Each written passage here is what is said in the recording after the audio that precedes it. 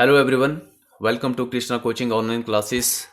हम डिस्कस कर रहे हैं ज्योग्राफी के क्वेश्चन सीरीज। आज हम स्टार्ट करेंगे क्वेश्चन नंबर 101 से। ठीक है, क्वेश्चन क्या है? The place Sabarimala is situated in which of the following states? Andhra Pradesh, Tamil Nadu, Kerala या फिर कर्नाटका। देखो, सबरीमाला जो टेम्पल है या सबरीमाला प्लेस है, और सबरीमाला टेम्पल आपको पता है कि वो न्यूज़ में भी काफ़ी रहा था, क्योंकि सुप्रीम कोर्ट ने वहाँ पे अपना डिसीजन दिया था। आपको पता है कि वहाँ पे कुछ पर्टिकुलर एज की महिलाओं को लेके बैन किया हुआ था, लेकिन सुप्रीम कोर्ट ने वो बैन हटा दिया। तो इसलिए फिर सबरीमाला टेम्पल जो है बहुत ही हाईलाइट था। तो आपको इसके बारे में पता होना चाहिए दो चीज़ें कि ये है कहाँ पे और यहाँ पे कौन से भगवान की पूजा की जाती है। तो ये क्वेश्चन पूछा जा चुका है कि सबरीमाला टेम्पल पे कौन से भगवान की पूजा की जाती है। तो ये की जाती है लॉर्ड अयप्पा। ठीक है, लॉर्ड अयप्पा। तो ये कहाँ पे है टेम्पल? ये है केरला में। ठीक है, तो देखो, Sabarimala is the famous pilgrim centre situated on a hill top amid sylvan surroundings in Kerala. About 50 million devotees visit this shrine, the abode of Lord Dharmastha, during November and January every year. ठीक है,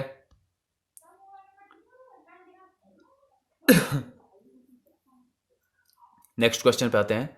विच Himalayan peak is also called Sagarmatha? Ganga पर्वत, Dhaulagiri, mount Everest, Kanchenjunga. तो जैसे आपने को पता है, जैसे हमने पहले भी डिस्कस किया है कि सागर माथा जो है वो माउंट एवरेस्ट को बोला जाता है नेपाल में। ठीक है, नंगा पर्वत कहाँ है? ये J&K में है। धौलागिरी कहाँ है? ये नेपाल में है। कंचनजंगा कहाँ है? ये सिक्किम में। इंडिया की सेकंड हाईएस्ट पीक है कंचनजंगा। ठीक है, नेक्स्ट पे चलते हैं। देखो, ये आपने देख लिया, सागर माथा इसको बोलते हैं, और इसकी हाइट देखना आपने 8,848 मीटर है। तो कई बार माउंट एवरेस्ट की हाइट भी पूछ ली जाती है, तो ये भी आपने ध्यान में रखना है। नेक्स्ट क्वेश्चन पे चलते हैं। A narrow strip of land that connects to larger land masses is called strait, peninsula, cape या फिर इस्थमस।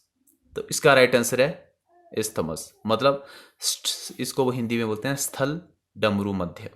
मतलब जो दो टू लार्जर लैंड मासेस, मतलब जो दो बड़े बड़े लैंड मासेस को कनेक्ट करती है, उसको बोलते हैं स्थल डमरू मध्य या फिर इस्थमस। ठीक है, और जो स्ट्रेट होती है वो जो पानी के, मान लो यहाँ से भी कोई नदी बह रही है और यहाँ से भी बह रही है और यहाँ पे लैंड है। ठीक है, लेकिन यहाँ से बीच से छोटा सा रास्ता है, तो इसको बोलेंगे स्ट्रेट। ओके, तो जो पानी की जो धाराएं हैं, तो जो दो धाराओं को मिलाती है उसको बोलते हैं स्ट्रेट, और जो भूमि को मिलाती है या लैंड को जो मिलाती है उसको बोलते हैं इस्थमस। ठीक है, देखो इसके एक्सप्लेनेशन देखो। An isthmus is a narrow strip of land, okay, connecting to larger then area usually with water और either side. A strait is the sea counterpart of isthmus. Next question पे चलते हैं। Tiny marine animal which constitute limestone skeletons are called. तो इनको क्या बोलते हैं?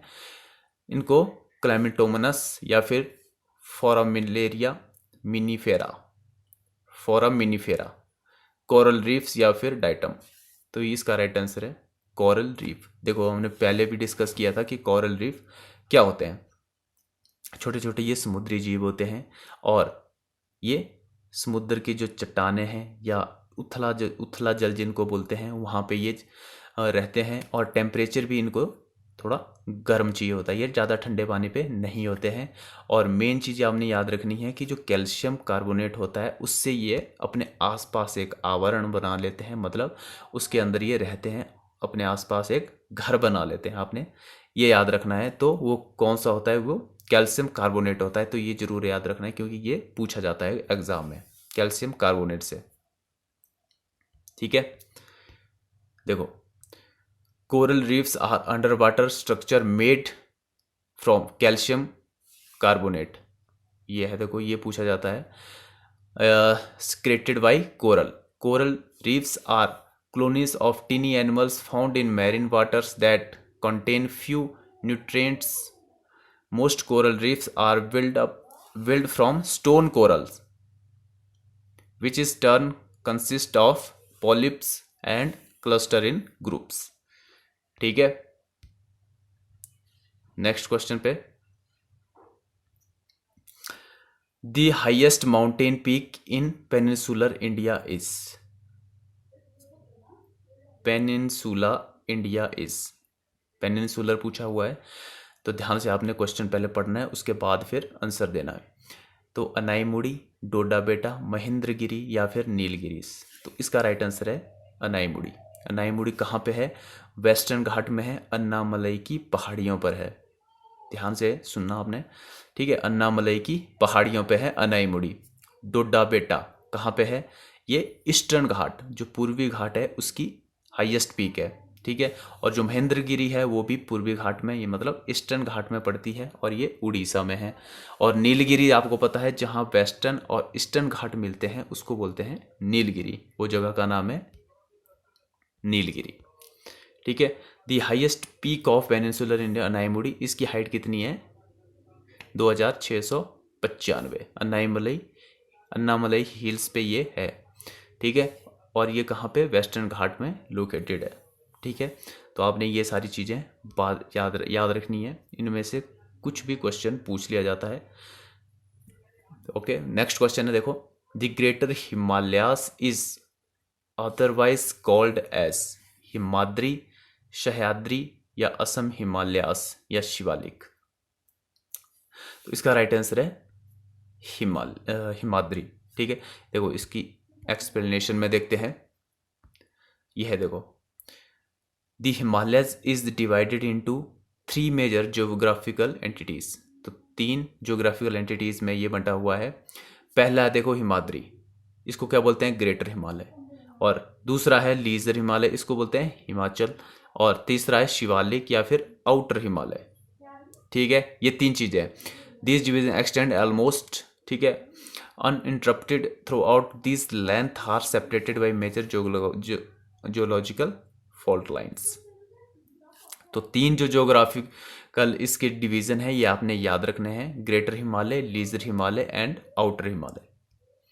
Okay, next question है, देखो, the highest waterfall of India is the state of Andhra Pradesh, Assam, Maharashtra या फिर कर्नाटका। तो इसका राइट आंसर क्या है? इसका राइट आंसर है कर्नाटका। देखो, एक वाजराई फॉल्स मैंने लास्ट वीडियो में डिस्कस किया था आपके साथ, वो है सबसे लंबा, टॉलेस्ट वाटरफॉल ऑफ इंडिया। ठीक है, और जो कर्नाटका में है वो है कुंजिकल।